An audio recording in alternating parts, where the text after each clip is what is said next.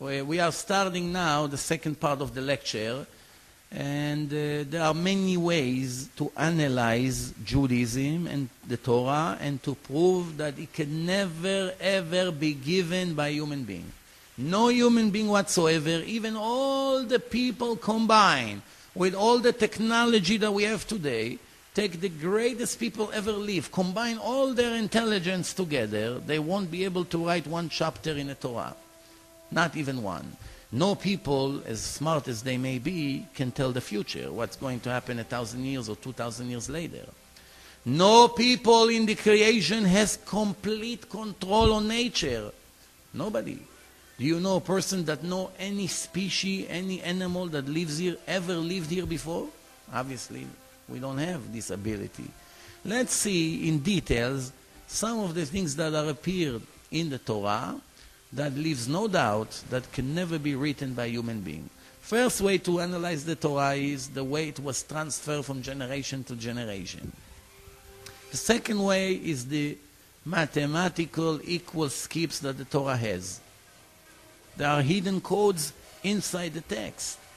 Mathematical minimal, I repeat, minimal is very important. Codes, equal skips of letter that the creator, the writer of the Torah, planted words in this time, 3,320 years ago, and those words apply to our generation, leaders in our time, events that we have right now, current events, are appeared inside the Torah. Obviously, no person was able to write about what's going on in our time 3,320 years ago. As I said before, prophecies. The Torah is full of prophecies. Of course, the prophets is full of prophecies. There are divine wisdom in a book that a person was unable to know.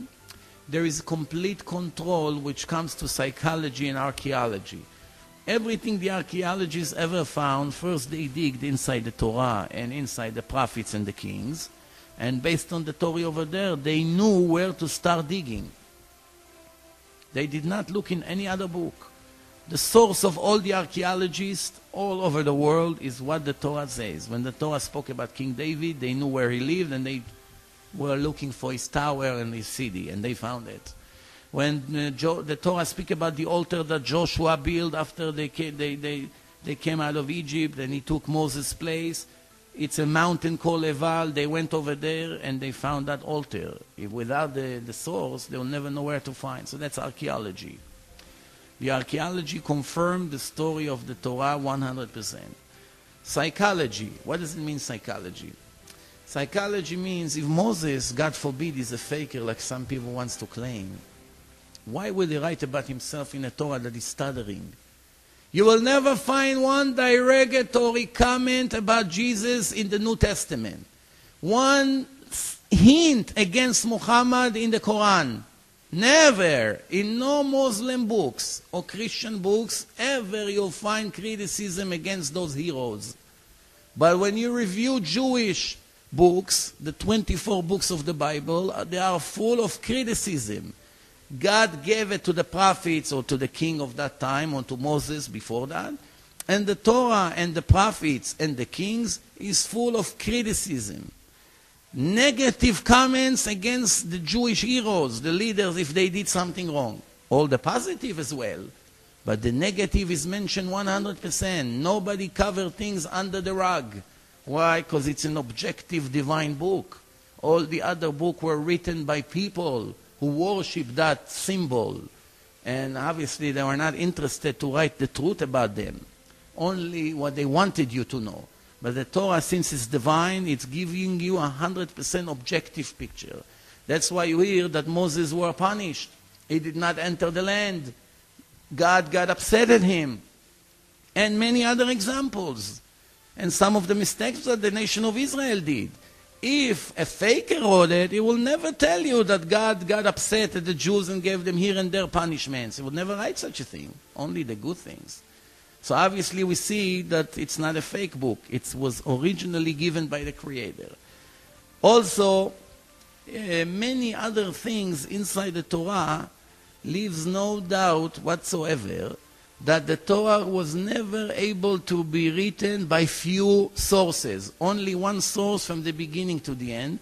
because it's built in a special way that one person could never continue where the previous one stopped. That's also hidden codes inside the text that one would never be able to continue because he didn't know the hidden codes. Only in our times when we have computers, we are able to find such things. But in the old days, there was no way to know. So obviously, people who wrote it could never know where to continue because it's full of codes from the beginning of the book to the end. So this is some of the ways to prove that the Torah is divine. It gets better as we move on. The first actual proof that I want to show from science is that the Torah describes what the Jews are allowed to eat. And this is what the Torah says to the Jews in Deuteronomy chapter 14, verse 9. The Torah says, this is what you're allowed to eat in the water. Everything that have fins and scales, you are allowed to eat. God said to the Jews, I put 2 witnesses in the body of all the species who live in the oceans. If you find scales and fins in the body of that creature, you're allowed to eat it. Whether it's a fish, whether it's something else, it doesn't matter. 72% of the world is water. How deep we were able to reach? So the indication that we have is 11.5 kilometers, which is about 8 miles, about. Very deep. There are more than 40,000 different kinds of fish. There are billions of different species in the ocean. When the Torah was given, more than half of them were not exist. Why? They merge together, they create new species all the time. Artificially, scientists all over the world are mixing between different kinds of species to create new ones for different reasons. Those who are there are included in what the Torah says to the Jews. In any generation, the Torah is for you and your children until the end, the Torah says, forever. What you want to eat needs to have 2 signs, fins and scales. This is the written part of this commandment. What about the oral part? When we go into the oral Torah, so the Mishnah was given in groups, Mishnayot. In the chapter of Nida, chapter 6, the 9th Mishnah, this is what it says. Everything that have scales, for sure have fins. I repeat, everything you're going to find in the ocean from now until the end of this material world, if you found scales that you scratch it and they are falling off, at the same body, I promise you, you also have fins, guarantee. You don't have to investigate, guarantee. Which means, if a Jew is sick in a hospital and somebody brought him half a fish, he doesn't see the fins, but he sees scales. Here, you can cook it for yourself for lunch. And he sees scales, he doesn't need to see the fins. Why? The oral law promise by the creator of all fish and all the oceans, if you have scales, for sure you have fins. Don't worry about it. First question, why the writer of the book is trying to impress me by scientific knowledge?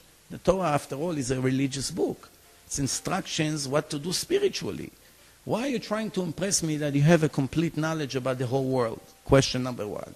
Question number 2, do you know a person that is able to write 3,320 years ago that you will never find from billions and trillions of things that are moving in all the oceans? You'll never find even one that has scales and doesn't have fins. It's impossible. In order for you to write such a thing, you have to write simultaneously everything that exists right now in a world and to write. You will never find such a thing. No person has this ability, only the Creator himself.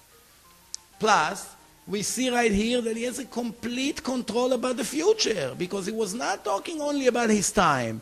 He's talking from his time until the end of the creation, which means forever, as long as the world exists. Do you know a person that has complete knowledge and control to prevent such a thing from happening in the future? That one day they'll be able to merge 2 different species and create something with scales that doesn't have fins? Just all we have to find is one snake with scales. Snakes don't have fins, they have tails. That, God forbid, will be the first mistake in Judaism. Obviously, something like I just mentioned to you now could never ever be written by a human being as brilliant as he may be. Only by the Creator of the world. And this is one out of thousands of examples. We're going to show a few of them there. The rest you can always find later on. As I'm going now to the second example, to the second proof, as the Torah says that when it comes to eating, also there is a formula. Two witnesses. It needs to chew his cud, the animal. In order for the animal to be kosher, it needs to chew his cud. The animal processes their food. And have split hooves in the bottom, in their legs. That's the two signs in order for it to be kosher. Today, we know we have in the archives more than 2 million different species of animals. 2 million, we name them. And it's very interesting that the Torah comes and describes to the Jews which animals are kosher, like cow and sheep and even a deer. It's kosher animals that if a person wants to eat it, a Jew is allowed. It's very interesting. The Torah says, but be careful. There are 4 animals that may fool you, and they are not kosher. Don't be fooled by them. This is in Leviticus chapter 11. The Torah says, everything that have split hooves and chew his cud is kosher. The Torah says, but be careful. There are 4 exceptional animals that may fool you. They may fool you. How they fool you? They have only one sign. And this one sign may lead you to think that they're also kosher. Be careful, they are not. Only 4 out of 2 million. The camel, the pig, the rabbit, and the hare. Either they chew their cud or they have split hooves.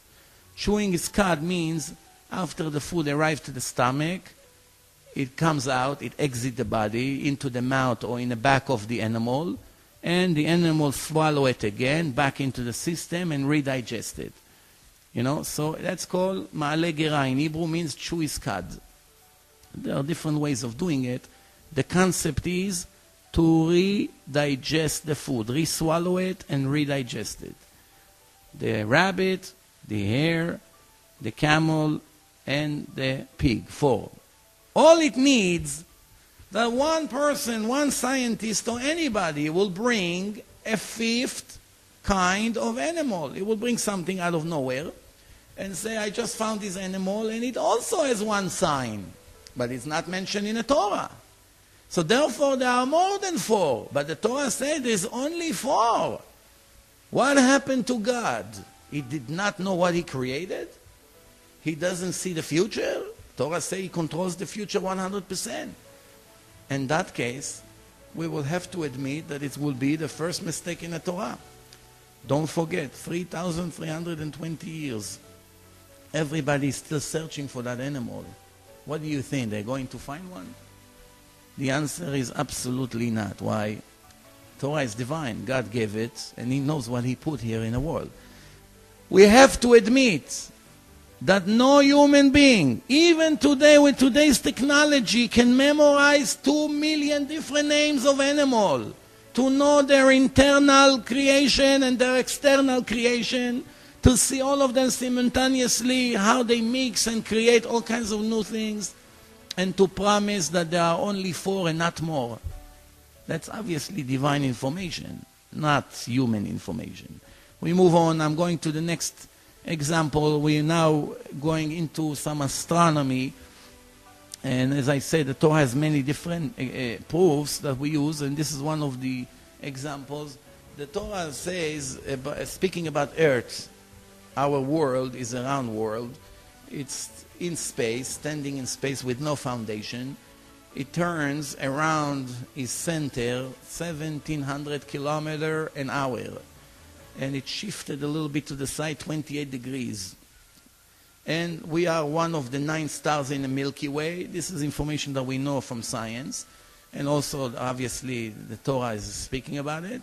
But I'm going now to show a part from the Zohar, from the Kabbalah, the mystic part of Judaism, as the Zohar describing many discoveries that we found only in the last 500 years. But remember, this was written 2,000 years ago, but it was given to Moses 3,320 years ago in Mount Sinai as a part of the entire Torah. The Zohar says, the Kabbalah, the whole world is turning around like a ball. Until 500 years ago, everybody argued about the shape of the world. Is it flat? Is it round? Is it has different shapes? No one was sure 100%. Columbus, when he went on his famous trip and ended up in the same port, then the argument ended. It was 500 years ago. People realized the world is round. The Zohar was 1500 years before Columbus. And the Zohar said the entire world is round like a ball and is in a round movement. Two major discoveries. Not only is round like a ball, it's also moving, even though we cannot see it. We are here. Obviously, a person was unable to know such a thing at that time. So we are turning around. The third discovery that we can find in the Kabbalah, in the Zohar, and there are people who live in different parts of the ball. One in one side and the others on the other sides. And they are different in their face, image, and color based on the climate of every one of these continents where they live. Very interesting. So, only 100 years ago, in the beginning of the previous century, the scientists found that the genes of the people are influenced by the air and the climate where they live. So if your genes are into the white color, or you have genes that go into the dark color, it's all depend where you're going to live. After hundreds of years, the white slowly can turn into dark, or the other way around. So that's explain why in some parts of the world it's all black people, and in other parts it's all blonde people with blue eyes. And the only nation who looks like everyone are the Jews. You have Chinese Jews, you have black Jews, you have blonde Jews, you have dark Jews, you have Jews that looks like European, all kinds of Jews. Because the Jews is the only nation who were moving from one place to the other, running away from the pogroms and the problems that they had. They always live in different countries. They never heard in the last 2,000 years a place to live after the destruction of the Second Temple. So the Zohar says the genes are influenced by the air that we breathe. Today it's a scientific fact. The fourth one, it's all in one page in the Zohar. The fourth one is, it says that you should know that once it's darkness in one side of the ball, it's light to the other, which means he knew the relationship between earth and the sun. The sun is 100 times wider than the earth. And the distance from the sun to the earth, the heat inside the sun is 15 million degrees Celsius. By the time it gets to earth, it's 30 degrees, 35, 25. Exactly what the people need to live. Very interesting. And the Zohar continue and say there are people on the top of the ball, and there are people in the bottom. What do we learn from here? Gravity. People are not falling into space, a magnet. The Zohar knew about it way before the scientists found out about it. And also, one other thing, it says there's a place on earth that it's always light there. And there's a short period of time of darkness. He's talking about the North Pole, when they have long seasons that it's all dark, and they have long seasons that it's all white. But even when it's all dark, when it's all light out there, there's a very short period of time that it becomes dark and then becomes light again. Now remember, the first time in history that a person arrived to the North Pole was 1908, only 100 years ago. This was written 2,000 years ago. 1900 years before a person stepped on the North Pole. How did he know? A person could never write such a thing in a book so many years ago. So this is all information that leaves no doubt that the person was unable to write it. Only the creator of the world was able to give such information. And the Jews never claim that they discover it or that they are great scientists. No. They admit this is all that what we received in Mount Sinai from our God. We did not discover it. We just have it, and we transfer it from generation to generation. The next example, it's from the Talmud, and the chapter of Brachot, page 32. speaking about the number of the stars in universe. As we know, until the year 1608, when Galileo Galilei came with his telescope, which was 6 feet wide, the whole entire world, they were thinking that there is between 6,000 to 8,000 stars in the entire universe. Obviously, we couldn't see more than that, so that's what people thought. They were standing on mountains and counting the number of the stars, and this was basically what people believed. When Galileo raised his telescope for the first time, they found that there are many more stars that we couldn't see. So the world understood that there are many more galaxies that we couldn't see until now. When we review the Gemara, the Talmud, we find something very interesting. The Gemara brings a conversation between God and the nation of Israel, of the chief rabbis of that time, and God saying to the chief rabbis, to the sages, I created 12 sections in heaven, 12 different sections. This is, by the way, where the horoscope is coming from, the signs and everything, the 12 signs. And in each section, I created 30 army. And in each army, I created 30 legion. And in each legion, I created 30 raton. And in each raton, I created 30 karaton. And in each karaton, I created 30 gistera. And in each gistera, I hung 365,000 multiplied by 10,000 stars, which is 4 more zeros. And all of that I created for the nation of Israel. And you have the nerve to ask, how did I forget you and how did I neglect you? So it's a conversation between the sages to God. They complain after the destruction of the second temple, dear God, how did you do that to us? And the answer of God is, this is what I created, and all of that I did for my children, the nation of Israel. As the Torah says in another place, you are my children, I chose you from all the nation to be mine. So it's clear in many different places. And I did all of that for you. And you have the nerve to think that I would ever leave you? Let's calculate together what it comes down to. 12 section, it's 12 times 30 times 30 times 30 times 30 times 30 times 365,000. Add 4 more zeros. What do we get? 10 to the power of 19 stars, which means 1 and 18 digits after. This was written 2,000 years ago approximately, and that's actually was given to Moses in Mount Sinai 3,320 years ago. And let's see what the scientist has to say in our generation about the number of the stars in the universe. In 1990, Dr. T. Brewhurst from Queen Mary College in London had a research with mega computers, and he found there's 10 to the power of 19 stars in the universe. The interesting part is that the Gemara divides it to 7 different categories. We have what the Gemara say mazalot, sections, the scientists called galactic cell. What the Gemara says chayil, army, local groups of galaxies, the science called. What the Torah say legion, they call galaxies. What the Torah say raton, they call galactic areas. What the Torah calls karaton, they say groups of galaxies. What the Torah says gistera, they say globular group of stars. What the Torah says stars, they also call stars, which is very interesting. 7 sections, each one is inside the other, all together 10 to the power of 19 stars. Now let's think rationally. 2,000 years ago, the Gemara, the Babylonian Talmud in Babylon, was written after 1,300 years that the Jews transferred verbally from rabbi to student.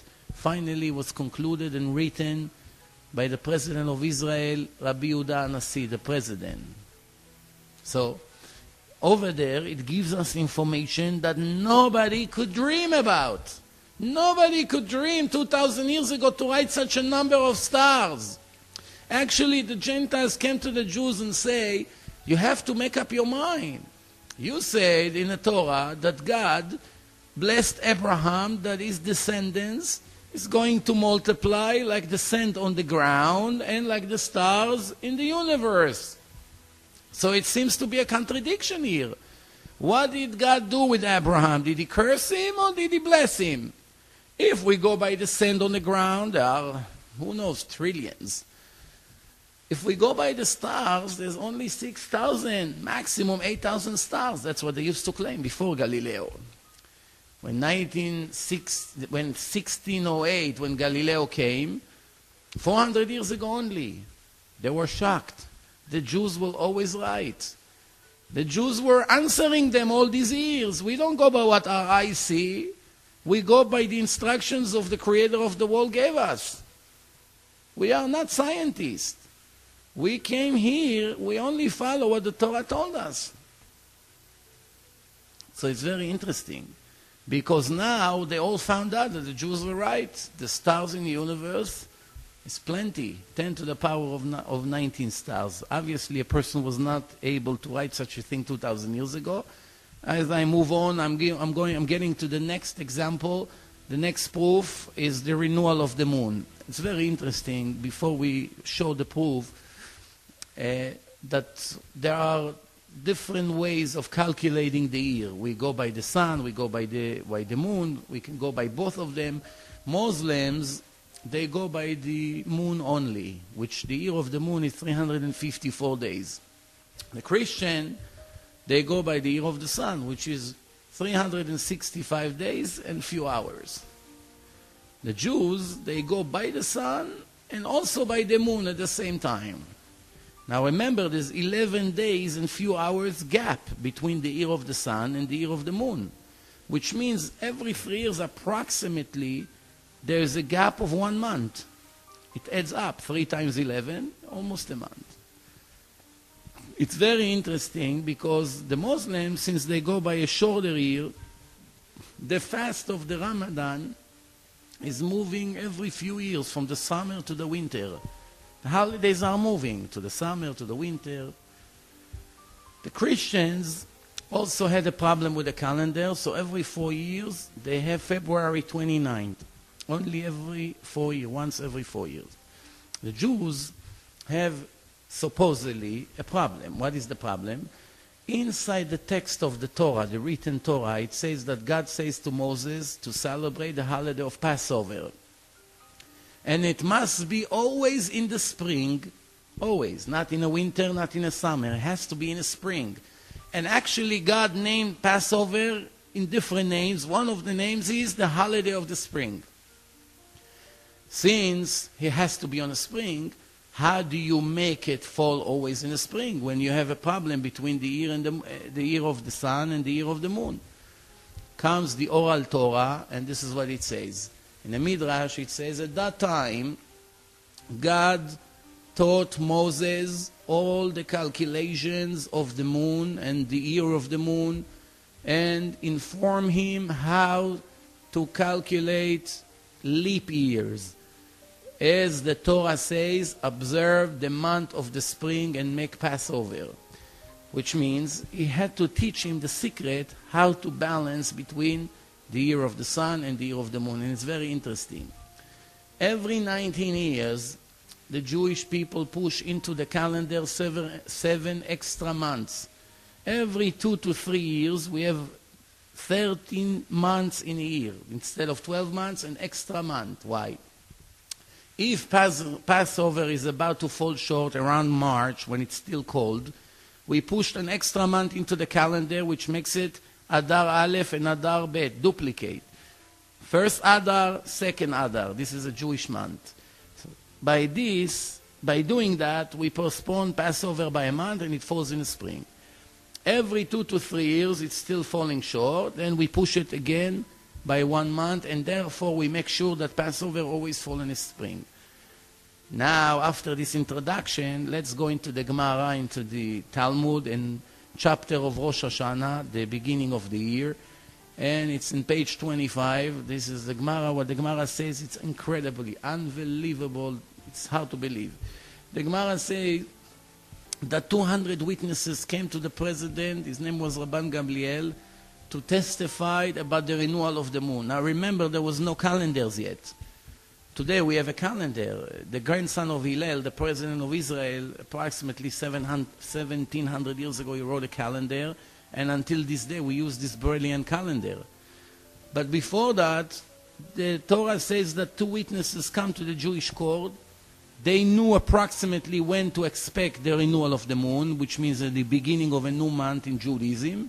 So the witnesses just testified, we saw it right now, and they announced that it's the first day of the month, and they begin to count manually the days, and therefore they know when the holidays are. It's very interesting that 200 witnesses came in a cloudy day to the president of Israel, Rabban Gamliel. He was sitting in a court and waiting. And they told him, right now, it's the renewal of the moon. And he told them, I'm very sorry, all of you are wrong. He's sitting inside the building, they came from the outside. How can we all be wrong? He said, we have a calculation that we received from generation to generation, all the way to Moses. For 1300 years, it passed by tradition. What is it? The renewal of the moon can never be less than 29 days and a half. And 2/3 of the hour, and 73 parts of the minute. Let's calculate. After we calculate 29 days, we all know what it is. In a half, it's 12 hours. And 2/3 of the hour, it's 40 minutes. 2/3 of the hour. And 73 parts of the minute. After the calculation, we receive 29.53059. That's the calculation of the Torah. Now let's review what the scientific world has to say about the minimal cycle of the moon according to their research and measurement. Let's see, in front of me there's a page from NASA, and they published this. It's called Earth-Moon System, the cycle and the comparison between the Earth and the Moon. NASA came with an amazing number, which is 29.530588. 5 digits after the decimal point. The Torah say 530590. They say 530588, which means 2/10,000 of a second difference. Take a second, divide it to 10,000 pieces. Take 2 pieces out, that's the difference between NASA and the Torah. Now NASA is with satellites, with thousands of employees, with billions of dollars budgets over the years. They came to a brilliant calculation which is very close to the exact number. The Torah, in a primitive generation, there was no technology, no satellites, no mega computer, no ways to measure the movements of all the stars. The Torah gave us the number just as a gift. This is what it is. Who told us? The creator of the moon. The Germans in 1965 in Berlin, they updated the number, and they are closer to the number of the Torah. In their calculation, they came up with a number that now it's the difference right now is 1/10,000 of a second, which means take a second divided by 10,000, take 1 piece out. That's the difference between the Torah and the German research. The question is, do you think there's even a slight of a chance that a person 2,000 or actually 3,320 years ago when we received the Torah, that's where the source comes from, anybody was able to even dream about writing a number with 6 digits after the decimal points? There was no even calculator, no calculators until 30, 40 years ago. Who could have known such brilliant calculation of the moon to such an exact number with no technology like today? Do you think a person was able to write such a thing? The answer, absolutely not. It's all divine information. As I move on to the next proof, and the next proof is speaking about the sun. We know that the temperature in the center of the sun is 15 million Celsius, 15 million degrees Celsius. As slowly we go towards the edge of the sun, the temperature dropped to 2 million degrees Celsius. And the sun has a shell, like an orange has a shell. Inside the shell of the sun, the temperature is 2 million degrees Celsius. Outside of the shell, it's only 6,000 degrees Celsius. A tremendous drop. And it's very interesting because the distance between the center of the sun to the edge of the sun, it's much, much longer than between the inside of the shell to the outside of the shell. The shell absorbs all the radiation to protect earth from burning. It's very interesting. So when we review the Torah says in the Midrash, in the oral Torah, the sun has a cover. That's appeared in Bereshit Rabbah. It's a part of the Midrash, chapter 6. And the Midrash speaking about a verse in Tehillim, in King David's book. And this is what, it's in chapter 19, verse 5. Psalms, and it says, God put the sun inside a cover.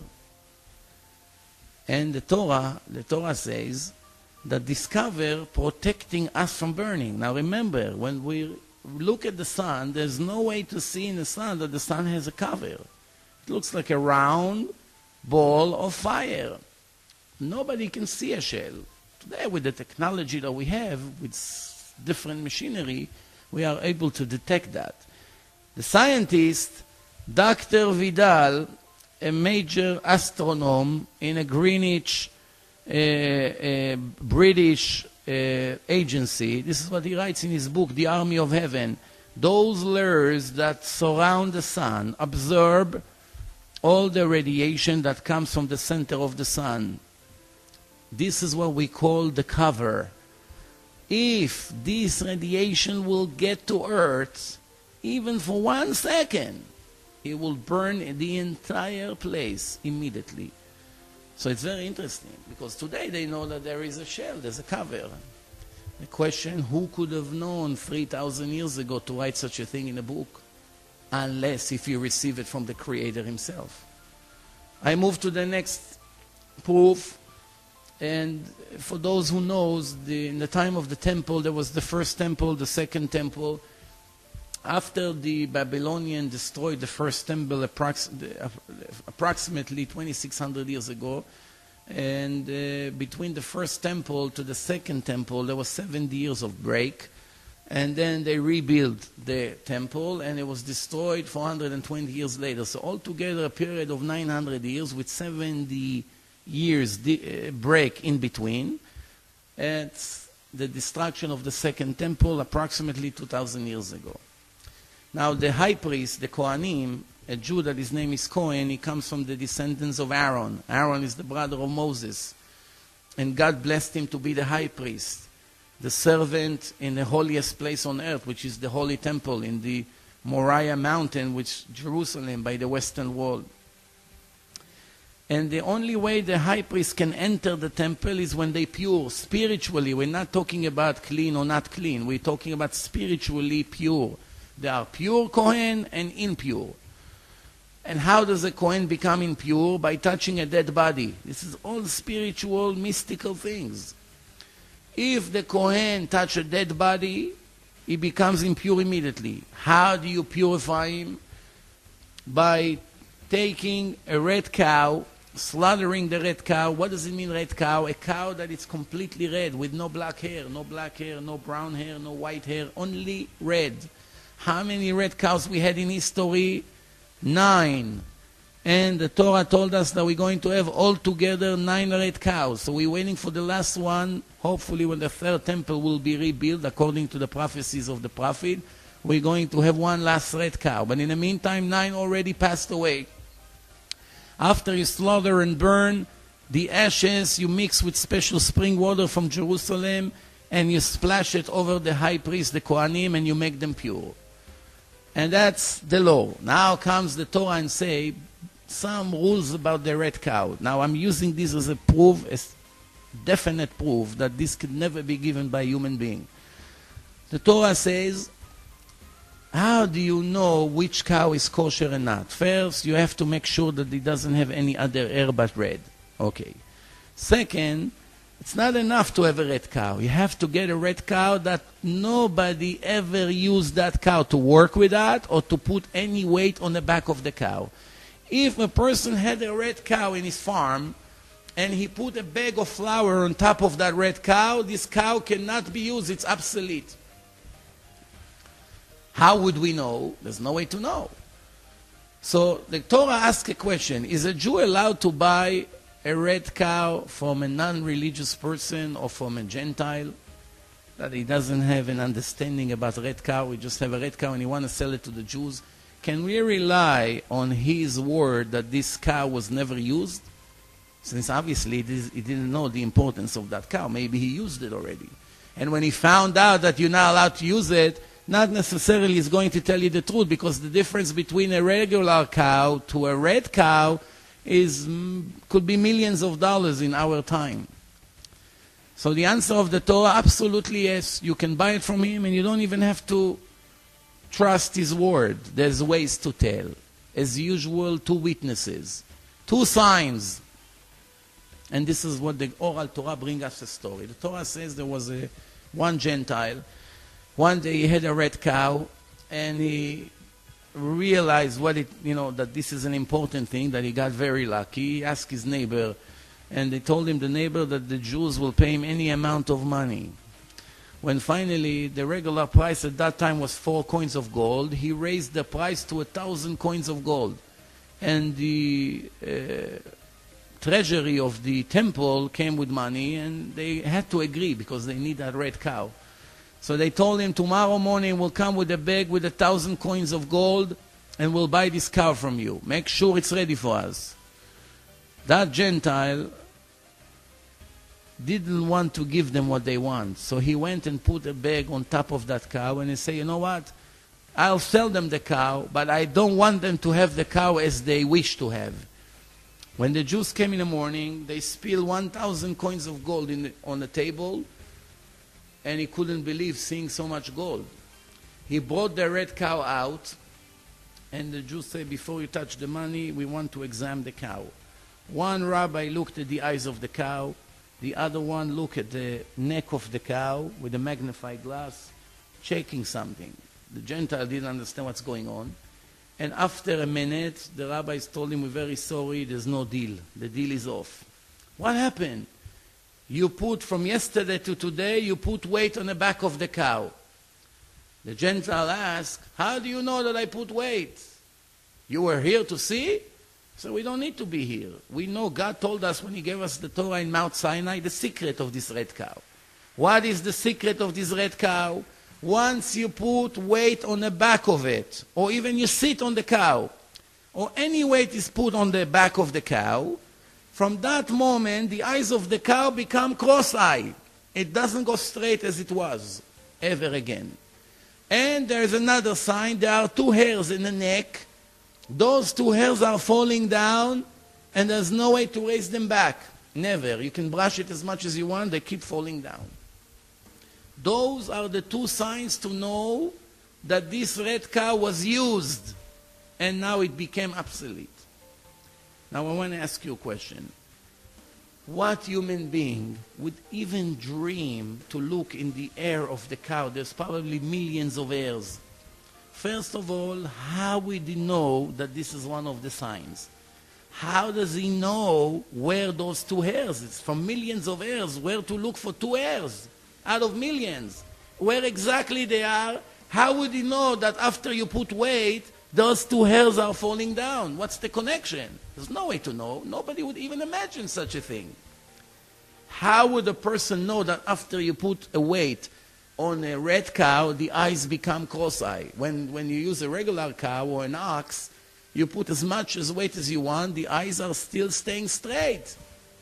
But the red cow, there's something unique about it. The only way to know that was to receive this information from the creator of the cows, the creator of the whole world. There's no other way that a person would know what to look for. And this, for another example that we use, leaves no doubt that the Torah, and this is, remember, this is the oral Torah, and now, needless to say, the written Torah. The oral Torah, speaking about this, can never be given by a human being. I move on. By the way, at the end of that story, that this Gentile went inside and hung himself and committed suicide. And after seeing what he just had in his hand, and he blew it up. And we move on to the next example. The arguments, if the world is round, took place for many, many years. As I mentioned before, when Columbus went around the world and he arrived to the same port, basically the argument was over. This was 500 years ago. The truth is that only ignorance made us believe that the argument should have finished 500 years ago, because if we read the book of Isaiah, chapter 40, verse 22, it says that the world is round. Ayoshev al chug haaretz, which means God is watching the earth, and the earth is moving in a circle. And even Rashi, one of the commentators on the Torah, which lived in France 950 years ago, he himself, as a commentator on the Torah, lived 450 years before Columbus. And he writes clearly, round, it's going in circle, the earth. So obviously you see that the prophet 2,600 years ago, 2,100 years before Columbus, it's written in Isaiah that the world is round. Where was the argument coming from? Only from ignorance. It's a verse inside the Bible. Even Christians and Muslims believe in this Bible. But yet, many scientists and philosophers were arguing if the world is flat or round or different shape, when you have a clear verse inside the Bible. I always said that the biggest danger to the life of a person is ignorance. Not necessarily only in religion. It can be in computer. You don't know. You can waste hours every day. If you don't know the functions of the computer, you waste a lot of time.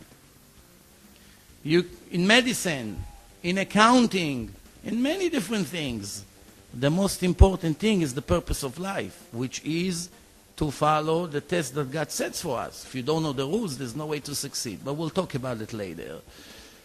As we move on, the next example that I would like to talk about is the Gemara in Babylonian Talmud, in the chapter of Megillah, page 6. The Gemara is speaking about the foundation of Germany. And the Gemara says that Rabbi Yitzchak says, in the name of Jacob, one of the three fathers, that Jacob says to God, don't let my brother Esau succeed in his plan. His plan is to destroy my descendants. Remember, this is twin brothers, came from the same mother, Jacob and Esau. And in their lifetime, they were already enemies. And their descendants, the descendants of Jacob, his name was changed to Israel in the Torah, and the Jews came from him. And Esau was the European, the Germans, the Nazis, and many other countries that came from him. And it's very interesting, because this is now the Torah describing Germany 2,000 years before Germany was founded. There was no country Germany 2,000 years ago. Nobody could know the name. But it's inside the Talmud, clearly. The Talmud says that Jacob was hoping that God will not make Esau successful. Why? Because his descendants will arm the nation of Israel. And the Gemara says, this is Germany of Edom. Edom is Esau. That if they will succeed, they will try to destroy the whole world. And comes the Gemara and say, you should know, there are 300 tribes in the country of Germany of Edom. This was 2,000 years ago. Only 200 years approximately ago, there was a person named Bismarck who took all the barbarian tribes in Germany and combined them into the German Republic. After he did that, later, years after, it became Germany. And how did he make Germany? From what tribes? Bavaria, Silesia, Westphalia, all these tribes. He combined them together. And if you open encyclopedia, the word Germany, you're going to be amazed. It's clearly, I'm quoting from the Hebrew encyclopedia, but all the encyclopedias copy one from the other. Germany had 300 tribes that united together to one country, to one. It's very interesting. In the Hebrew Encyclopedia, it's in page 432, Germany. You can check in any other source. The question that I have is, who could have known first that there will be a country that comes out of this Asaph from the Bible that will be called Germany? Remember, when it was written, there was no Germany. Nobody knew that name. Who could have ever dreamed that this Germany will be a combination of 300 tribes? Do you think a person, a human being, it could be a brilliant human being? Do you think he could have such knowledge 1800 years before Germany will be born? From where? Where did he get this information from? The answer is, it's all divine information that was given to us by the Creator of the world. By the way, speaking about Germany, in an interview with Adolf Hitler himself, it's also, I'm quoting from the Hebrew Encyclopedia, in the word anti-Semitism, page 530, they interview Hitler. It comes from conversation with Brauching, conversation with Hitler. And this is what he says. Yes, we are barbarians. It's an honor to us to be barbarians. I'm releasing humankind from the spiritual cord and from the tortures, from the despicable tortures of this illusion that call conscious and ethic. Two defects Judaism brought to life. One in the body and one in the soul. In the body it's called circumcision, and in the soul it's called conscience. This is all Jewish invention. The war in this world is only between us and them, the Germans and the Jews, and everything else is all illusion. It's very interesting, because whatever he say, he didn't even know what he's saying. It started right there in the Torah, when Jacob and Esau, if you read in the beginning, in the first few chapters, it described. It started there. The descendants of Esau continue what their father wanted to do. And the Torah gave us the name, Germany. Is it possible that this information came out of people? For sure not. Speaking about the Holocaust, in the Torah, many people ask this famous question, where was God in the Holocaust? It's a good question. But this question, unfortunately, comes from ignorance. Why ignorance? If the Torah was not mentioned, if the Torah was not mentioning the Holocaust, then I understand. But since the Torah described the Holocaust 3,250 years before it started, where the question comes from? The Torah said that once the Jews will be assimilated with all the Gentiles, which it's forbidden to them, God did not give them permission, and they leave the Sabbath, they leave the covenant, they take off their yarmulke, and they behave like the Gentiles, they forget about religion, and obviously many other problems that we had. There will be time that I'm going to close my eyes, like I'm not there. Why? Because the Jews has the nerve to say, where is God? I will show them where is God. I will not be there. I will block my eyes from seeing their torture. You may ask, okay, how do we know that speaking here is speaking about the Holocaust? The Jews had many other pogroms and problems, the destruction of the first temple, the second temples. Millions of Jews were murdered, not only from 60 years ago. How do we know that we're speaking about the Holocaust? It's very interesting. Open Deuteronomy chapter 31, verse 16 to 18. And this is how it starts. Vayomer Hashem el Moshe, and God told Moses, you're going to lay down with your father, which means you're going to pass away. And this nation is going to rebel against me and follow foreign gods in the countries where they're going to live, and would leave me and annul my covenant that I made with them. And at that day, I'm going to be very angry, and I would leave them and block my eyes from them. And they're going to have many tragedies. And at that day, they will scream, God is not with us. That's why we have so many tragedies. And I will hide my face at that day for all the rebellions that they had against me, following foreign gods, foreign religions. This is Deuteronomy 31, verse 16 to 18. Inside that text, and God told Moses, in Hebrew is Vayomer Hashem el Moshe. The word Moshe, it's 3 letters, Mem, Shin, and Hey. You take the Hey, the last letter of that word Moses, you count 50 letters, you get the letter Shin. You count 50 letters, you get the letter Vav. You count 50 letters, you get the letter Aleph. You count 50 letters, you get the letter A. What do you get altogether? Ha-Shoah, the Holocaust. 3,250 years before it came to the world, inside the Torah it described from A to Z completely, with names.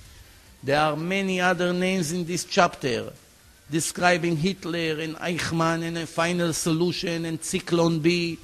Many words that relates to the Holocaust appear in that chapter in equal mathematical scheme. Is it possible that a person was able to know the entire Holocaust with names and details and write it in a book 3,320 years ago? Of course not. And what does the Torah say? This is a result of the assimilation, and Jews are rebelling against the Creator of the world, against their Father in heaven. So the Torah speaks about it. I don't understand why people ask, where was God in the Holocaust, if he already wrote in his book where he will be when times like this will arrive to the world. Of course, I'm not judging anybody. I'm not a judge and I have no say. My job here today is just to read to the people who are ignorant about Judaism. They may have knowledge in many other fields, but they never read the Torah once in their life. This is maybe the time to say that I've been giving lectures for about 15 years by now. Many, many lectures, radio shows, emails, speaking to people, meeting people, arguing with people. And I always ask in my lectures, and people can test in my website if I'm correct or not. I ask it a lot. People who are arguing with me how valid is the Torah, if it's the word of God or not, I ask them, did you ever read the Torah once in your life from the beginning to the end, word by word, to understand the simple meaning of it before you come to the argument? Did you ever read it once? 15 years, I didn't find one person yet that read the Torah from A to Z and knows the simple explanation and comes to the argument with the knowledge, the necessary knowledge. Not even once. How is it possible they have speeches against the Torah, they criticize the Torah, and have no idea what the Torah says? They know a verse here and there, a little bit that they heard on the news or they read in a newspaper, or a little bit in the Bible lesson in school or in high school, whatever it was. They do not know anything. Almost nothing. Not even 1%. Just imagine if I go to a convention of brain surgeons, and me, I have no idea what brain is all about. I don't know. I never learned about brain enough. And I come and I say, all of you are wrong. You don't know how to operate on the brain. You should be from here. You're doing it from the opposite side.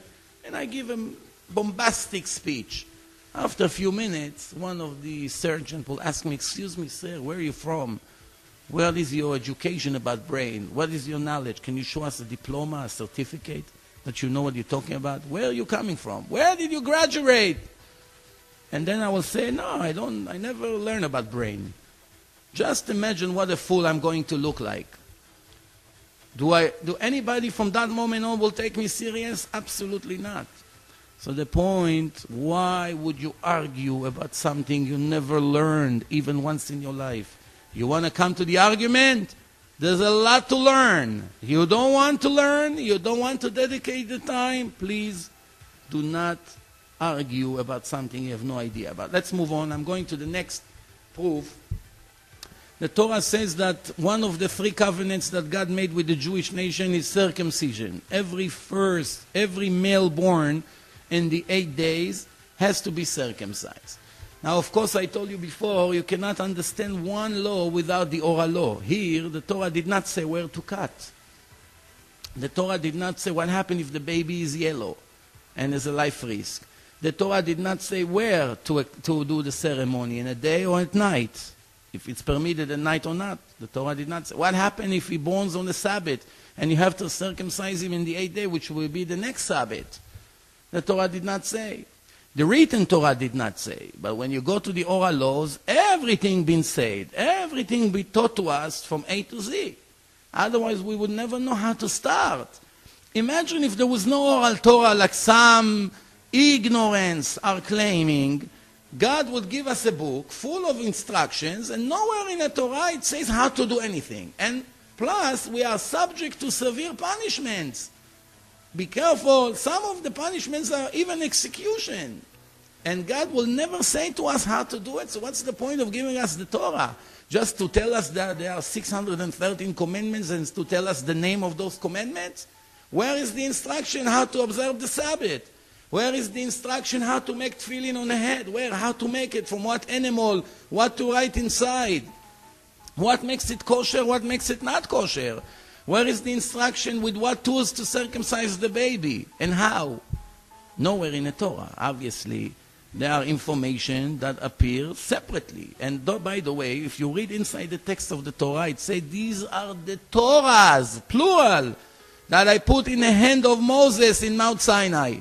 Not Torah 1, Torahs, at least 2. Also, in another place in the Torah, it says that God told Moses, he's speaking to him about a sacrifice, and he told him, as I showed you in the mountain. But he does not describe what he showed him. He knew, Moses knew. And God told him, as I showed you in the mountain, which means he showed him a vision, how to do it. But it does not appear in the written Torah. It's very interesting, because if there would not be oral laws, when Moses come down from the mountain and bring them the Torah, and they would say, excuse me, Moses, okay, you told us to circumcise our baby, well, we don't know how to do it. He does not explain how to do it. So, Moses said, just follow the written law. The word orla, this is the piece that we have to remove in a circumcision. It was not translated yet until Moses told them verbally, where is it in a body? So one person would think, this is orla.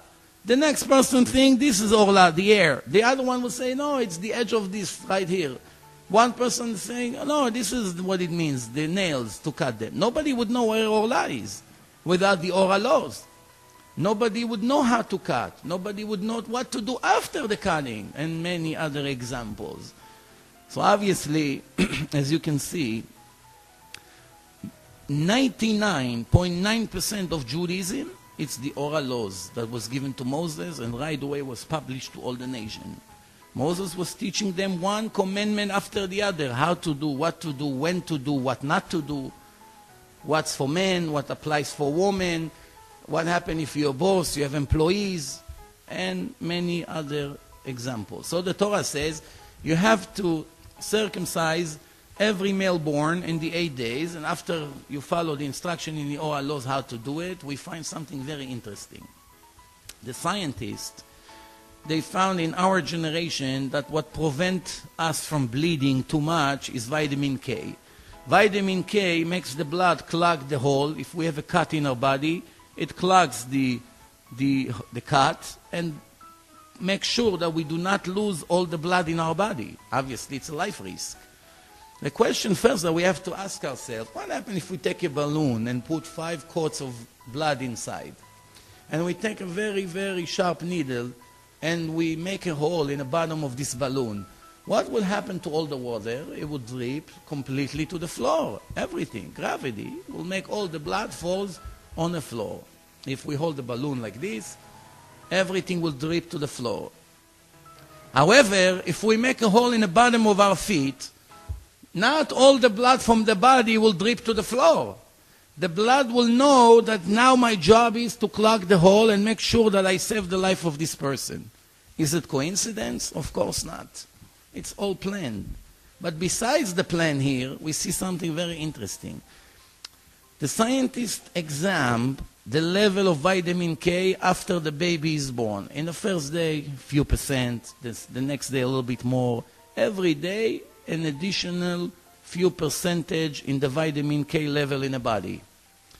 Until we get to the 8 days, it's very interesting, finally the amount of vitamin K is sufficient enough to practice the circumcision on that baby. However, something very interesting is happening in the 8 days. When yet after the 8 days a person will have 100% vitamin K in his blood for the rest of his life, on the 8th day he has an additional of 10% vitamin K, 110% vitamin K in a human's body. One day in the entire life of a human being, when he has an extra 10% vitamin K, it's the 8 days. And this is secular scientists, nothing religious. I don't even know if they're Jewish or not, but by the names it seems that they are not. 100% vitamin K. Do you know a person 3,320 years ago that knew the behaving of the vitamin K in the entire life of a person? Something we just found out in the last 20 years. Actually, to be precise, it was published in New York in 1953, so more than 50 years, that's all. And it says until the 8 days there's not enough vitamin K. We find after the 8 days that the clogging materials are staying 100% for the rest of the person's life. However, in the 8 days we have an extreme raised in the vitamin K to 110% only one day of the life of the person. It's very interesting. Hard to believe, you know. I mean, when people see so many proofs and still have doubts that this Torah was given by person or by the creator of the world, sometimes it seems more like an excuse, trying to avoid the truth because the truth obligates me to change my habits, my desires, to fight with my evil inclination. And that's one of the main excuses that people use to remove pressure from themselves. I always say, if the Torah would say in the last page, "Dear Jew, after you saw everything I taught you and gave you, I allow you to do whatever you want. You want to keep my laws, fine, it's good for you. You don't want, you don't feel like it, no problem, no hard feeling, no punishment. I'm not going to give you the reward that I promise, life of eternity and all the other rewards that I promise in the Torah. It's up to you, free choice. But if you don't keep it, you should know, no problem whatsoever with me. You just lost the reward, no punishment." Do you think there would be one person in the entire history that will deny the validity of the Torah? Do you think one person will dare to do it? No, of course not. Why? What for? It not obligates me. Why should I deny something so clear? The reason people deny it, because if I will agree that you're right, this is divine, comes the next question. So what's with you? How can you ignore divine laws? How can you harm yourself? After all, if not listening to your Creator, it's a very big risk. You can lose eternity. It's not a joke. It's better to lie to myself. No, it cannot be true. I don't believe in it. Why? Because otherwise the conscience bothers. To admit that I live in a lie all my life? How many brave people you know that willing to stand on a stage and say, "I believe 100%, I know 100%, I don't want to do it, I'm too lazy"? Once in a blue moon you find a person. The next proof is the Western world. The Torah promise that the Western world will never collapse, never be destroyed. For those who know history, the temples was destroyed twice. First and second temple were surrounded with 4 walls like the Western wall today. When the Babylonians destroyed the temple, they knocked down 3 walls, but they left the Western wall. When the Romans came to destroy the temple 2,000 years ago, they knocked down 3 walls, but they left the Western wall. In between the Babylonians and the Romans, the Greeks came, the Greek Empire. And they burned the temple, they impured the oil. This is the holiday of Hanukkah. It came from that event. And they did not knock down the Western wall.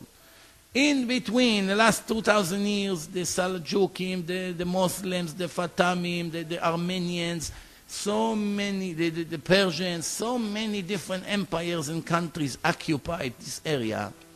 None of them knocked down the Western Wall. There was an earthquake in Jerusalem that knocked down all the buildings, but the wall is still standing. In case you thought that the bricks, the big bricks that you see in the Western Wall is standing with cement, I have news for you. There's no cement. It's one brick on top of the other, no connection. One stand on the other, which means if there will be an earthquake, they should slide down on the people down there. But they're still standing all these years. The Torah promise, it appears in the Songs of Songs, chapter 2, verse 9. This is what it says in Hebrew, Ine ze omed kotlenu. Here is our Western world, is watching us and is standing in a present language. Here it is, which means it has to be always here it is, always. We go to the oral part of that, the Midrash, the Midrash Rabbah, it's called Midrash Shir HaShirim. And what does it say over there? It says that God swore to that wall that it will never ever fall down. So now it's even more simple than before. All we have to do, knock down the wall. You want to get rid of God and His orders? Very simple. Arrange somebody to knock down the Western Wall, and you'll find the first mistake in Judaism. After 3,320 years, you'll be famous. You'll be able to say, I'm the first one who found a mistake by knocking down the wall. Here it is. The verse is incorrect. But my suggestion to you is that doing that is playing with fire, perhaps risking your life, because God promised to the wall that He's protected, which means trying to do it is trying to interfere with the laws of God. And I don't want to say what could be the outcome, but it's very obvious. A person, a human being, as brilliant as he may be, could never even dream to write about a wall that he will never fall down. Never. And base his entire religion on that foundation. Which, remember, there were 4 walls. This wall, and this one, and that one, and the last one were all built from the same material by the same builder at the same time. Those 3 can fall down at any time. No protection. This one can never ever collapse. Do you know a person can promise such a thing and be right after 2,000 years? This Midrash was written approximately 1800 years when the wall was standing, after they knocked down the other 3 walls, and our sages wrote it, and they say, we know it from tradition, that this wall that you see, all of us, this is 1800 years ago, will stay here forever. This is approximately 150 years after the Romans destroyed the temple. Everything there was no mosque there yet. Remember, Islam is only 1400 years old. So we're talking at least 450 years before the Muslims came to build their mosque there. So right there, the sages, the Jewish rabbis at that time, they told us, we know in tradition, it passed from tradition, that this wall will always stay here and nobody can knock it down. Why? God is protecting us. It's the souvenir. It's a memory out of His holy temple. One other proof is basically speaking about nature. Everything in nature, when you heat it, expands. When you freeze it, it shrinks. Very interesting. There's one thing that behaves very, very strange. The water, when you heat them, they expand, they become even gas and start to fly up. However, when the water goes near freezing temperature, which is 4 degrees Celsius, 0 degrees Celsius is freezing point. It's 32 degrees Fahrenheit. But Celsius is 0 degrees. That's the freezing point. So now going to 4 degrees Celsius, you are very, very close to 0, to the freezing point. When the water sees that it's about to become ice, instead of continue to expand, ice is expanding, what happened to the water? They change their behaving against all odds. What will happen if the water continue to behave the way they should? The top layer of all the oceans would freeze and sink to the bottom. And the other layer will freeze and sink to the bottom. And the other top will freeze and sink to the bottom. After a few weeks, the entire ocean, which is 72% of the world is water, will be all of ice. One hard piece of ice. It's needless to say that all the fish and all the species that lives in the oceans will all die. And the worst part is that once the summer comes and they all defrost, it will make such a tsunami, it would flood the entire world and all the people will die. To prevent such a tragedy, the brilliant Creator interfered with the laws of creation and told the water, you behave according to my plan only when it gets to 4 degrees. Once it gets to 4 degrees, switch and change your behaving to the opposite side. What do you think? Is something like this possible to happen by coincidence for those who think the world is a random creation, explosion, whatever they call it? Obviously not. There are many, many examples like this. Many examples. Obviously, we don't have today the time to cover everything, but just the amount of information that I have right here in my laptop would be enough to speak 1,000 hours straight by giving one proof after the other, and it's not an exaggeration. It's accumulation of more and more proofs that I collected over the years, 15 years of work, and thank God, it's very, very brilliant. I would like to speak about the last proof for tonight. Is speaking about the codes, as I mentioned it before, once or twice. As we see, since we invented computer in the last 20 years, the computer helped us to find things that we couldn't see before. Not that they were not there. They were always in the Torah. We just didn't know what to look for and how to find it. We didn't have the ability. Inventing computers is a real shortcut. What we can do in 1 second would take us sometimes 100 years without the computer. Many years ago, Rabbi Weissmandel in Europe, just before the Holocaust, he had a photographic memory. And he saw inside the book of Exodus that there are information about Maimonides. Maimonides was a great rabbi, one of the greatest lived in the last 1,000 years. He lived in Spain, and then after a while, he had to escape to Egypt. And once he came to Egypt, he became the main doctor of the king there, his private doctor. And he wrote a book called Mishneh Torah, the explanation of all the oral laws, all the 613 laws. That's how his book starts, a list of 613 laws. He explained what does it mean, the purpose of each commandment, and more information. That's some information about Maimonides. He lived between 800 and 900 years ago in Egypt. So when we review the Torah, we find information about Maimonides. Make no mistake, the Torah was given approximately 2,400 years before Maimonides, the Rambam, was even born. So how does the Torah knows how to give us information about a rabbi that is going to be born 2,400 years later? Is it possible that a person can write information about us 2,000 or 3,000 years ago? Obviously not. Let's pay attention to the proof.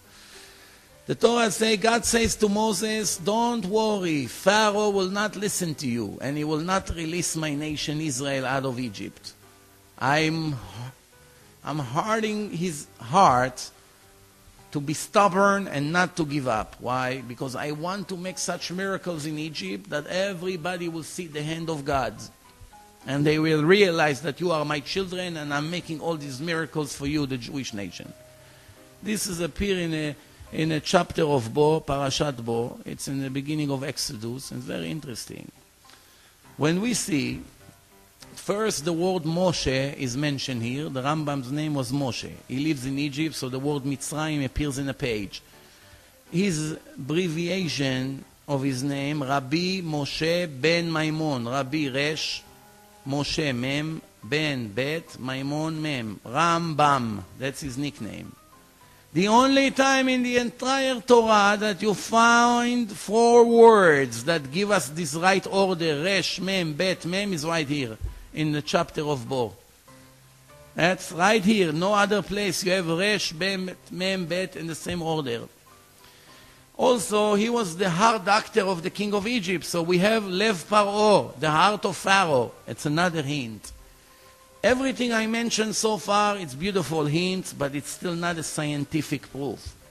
From now on is 100% scientific proof. What is it?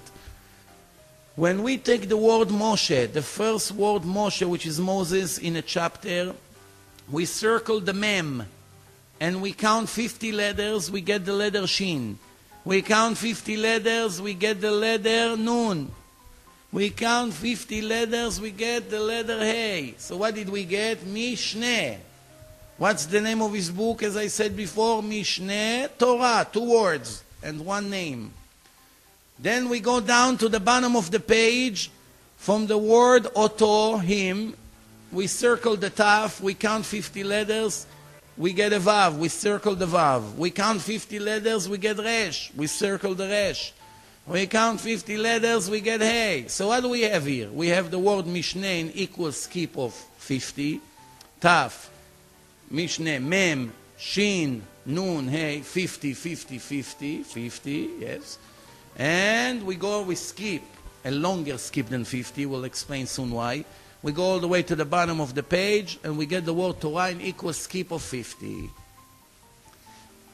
However, one slight of a problem we have here still. Why, from the word Mishneh to the word Torah, which is the second word of the same name, there are such a large skip? It should have been also 50.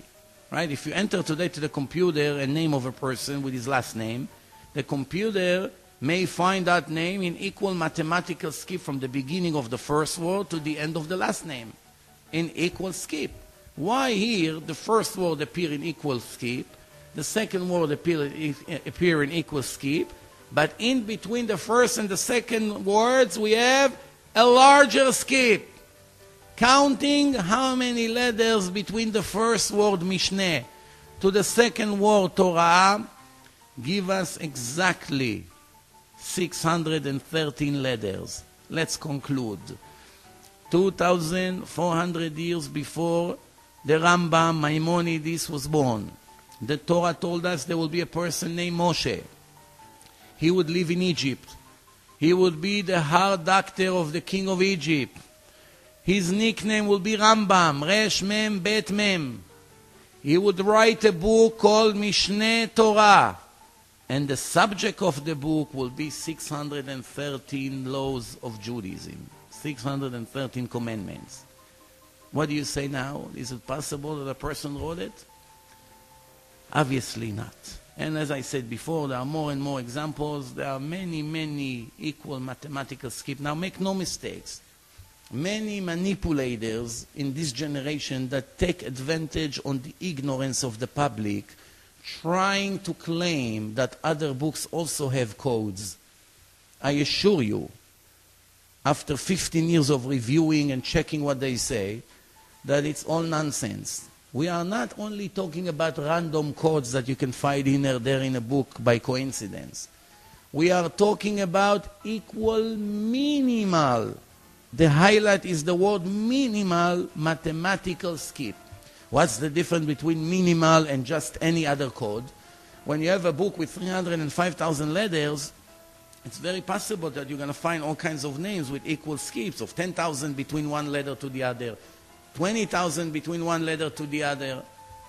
That's random. When we enter an input to the computer and we ask the computer to find us a word, the computer may find it sometimes 2 or 3 times in the same Torah, in different skips. We are not interested in any skip, only the minimal one. The smaller the skip is, it's concentrated in one page. And if we put other words that relates to the same subject, usually, almost always, the computer will find those words in the same page. And the best part is that usually the subject, the word that we enter, appears in a Torah in a similar context. For instance, We put the word AIDS, the horrible disease. Where does the Torah find it? In a chapter of Sodom and Gomorrah that speaks about homosexuality. Is it a coincidence? Of course not. This is a sickness that hit mostly gays. And it goes in a chapter that speaks about this sin, which is forbidden according to the laws of God. Same-sex relationship is a horrible sin. Not like they're trying to make it today that it's perfectly fine, and come on, you know, don't be primitive. No, it doesn't go by primitive or modern. It goes by the laws of the Creator, and everything else is not in our hand. What God told us is allowed, what is not allowing us, it's just not allowed. That's it. Whether you like it, you don't like it, it's irrelevant. First the truth, then comes all the other. The convenience is one of the last things you should consider. What's my desire? What's my convenience? How much money it's going to cost me? These things comes after. First the truth. What's the word of God? He knows better than me what's good for me. He created me. He knows. He's the manufacturer. He knows better than me what I should do, what I should not do. Why should I listen to my foolish ideas when God told me what's right and what's wrong? Why will I follow my heart and my desires and my hallucinations if the Torah already told me what's recommended and what is not recommended? Well, we're going to speak about this subject in the third chapter of this lecture as I'm entering there right now. So we conclude here, when the subject that we enter to the computer, it usually finds it in the same place in the Torah that speaks, like I gave before an example about the Holocaust. It appears in a chapter that describes a Holocaust. And when we enter more than 50 names of fruits and vegetables and trees, it all appears in the first chapter of the Torah that describes the creation of the world. That God created the world in 6 days, and in the 7 days he rested. And from that moment on, he described every day in the creation what God created. And he created Adam with a body, and he put a soul into his nostril. He blew a soul, which is a divine energy, into Adam's nostrils, and he opened up his eyes and he started to talk. And that soul, it's eternal. That soul can never die. It's a spark from God himself, as the Torah described. The body is disposable, it's temporary. But the soul is eternal, and the soul is sometimes transferred from one body to the other. That's what we call reincarnation, which was proven already scientifically in this generation by the parapsychologist Dr. Raymond Moody, Dr. Elizabeth Kovler-Ross, Dr. Ian Stevenson. Read their books, check, search in the internet about them. Life after life, life after death, the return from the afterlife, and many other, clinical death, hypnotizing people. People are speaking in different languages, in language that they do not know, and they describe different times of life in different bodies, with different names, different identity. That's, obviously I don't have the time. Go into my website, I have a whole lecture, close to 3 hours, about reincarnation, clinical death, out-of-body experience, hypnotizing people, and many other examples that prove scientifically that life really begins in a time of death. Once the soul exits the body, the real life of a person begins. The question is what God is going to do with him. But we're going to speak about it soon. So remember, do not be fooled by manipulators that tell you, oh, this book has and the other book, because when they came out with this discovery, they checked 130 books, among them the Quran, the New Testament, many other famous books like Moby Dick and A Peace and a War, and many other famous novels, and they did not find any sufficient codes besides few random ones. Nowhere absolutely they found in one page 10 or 20 or sometimes even more than 30 words relates to the same content, the same subject, in the same page, in the same subject in the Torah. Everything combined perfectly.